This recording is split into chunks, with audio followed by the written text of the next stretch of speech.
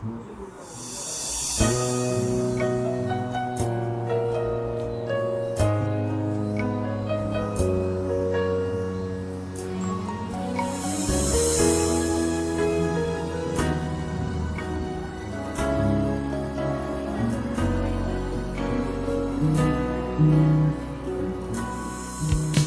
ở cùng cơn đong được thế nhưng khi đây rồi bé cũng bé chỉ mơ sẽ kia đi nhà tay gầy đi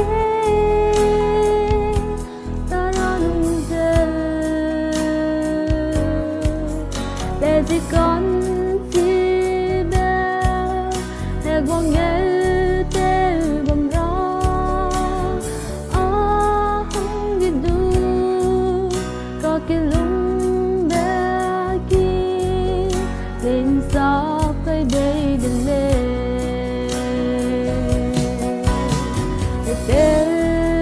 tê nó Harry con xin rồi chẳng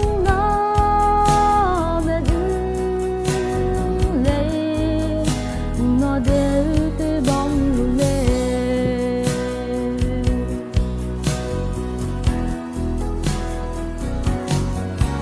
nhìn đời ta được tới e quang ý xua tới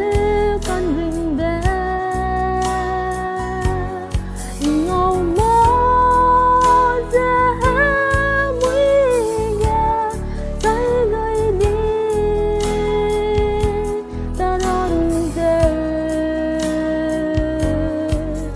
vos pensó que tú